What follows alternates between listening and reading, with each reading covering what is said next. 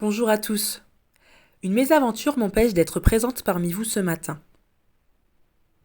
Cependant, malgré ce contretemps, je voulais proclamer que notre Dieu est fidèle pour l'éternité. Il est écrit : si quelqu'un est fidèle dans les petites choses, on peut aussi lui faire confiance pour ce qui est important. Chaque jour nous est accordé de l'oxygène pour respirer sans que nous ayons à y penser. Chaque jour, les cellules dont nous sommes composés remplissent les tâches qui leur sont attribuées sans que nous ayons à y penser. Chaque jour, la Terre ne cesse de tourner, nous permettant de voir le jour se lever sans que nous ayons à y penser. La liste des petites choses dont nous sommes entourés et que nous avons vite fait d'oublier pourrait encore être longuement allongée, car celui qui les a conçues est fidèle pour l'éternité. Il est écrit : même si mon père et ma mère m'abandonnent, le Seigneur me recevra. Cher enfant, que tu sois petit ou grand, n'oublie pas que Dieu est ton parent.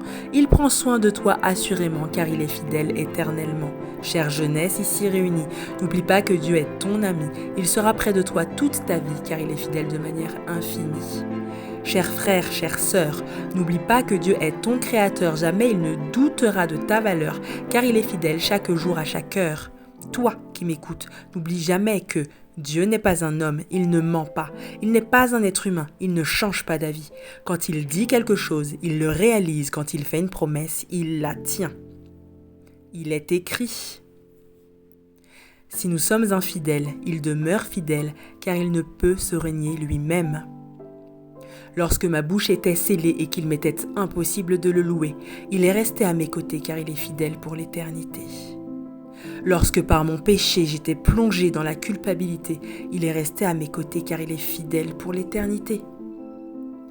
Lorsque le doute voulait me faire sombrer et que par tous les moyens mon mal je voulais noyer, il est resté à mes côtés car il est fidèle pour l'éternité. Il ne m'aime pas en fonction de ce que je fais, dis ou pense. Il m'aime car chez lui la fidélité est une constance, une nature, un principe, une évidence. Il est écrit : le Seigneur ne retarde pas l'accomplissement de la promesse, comme quelques-uns le pensent. Il est patient envers toi et moi. Il ne souhaite pas que quelqu'un se perde, mais que tous accèdent à un changement radical. C'est pourquoi, toi qui m'écoutes aujourd'hui, espère en l'Éternel, âme vivante, espère et attends sa promesse. Continue à reconnaître publiquement ton espérance sans fléchir, car celui qui a fait la promesse est fidèle pour l'éternité.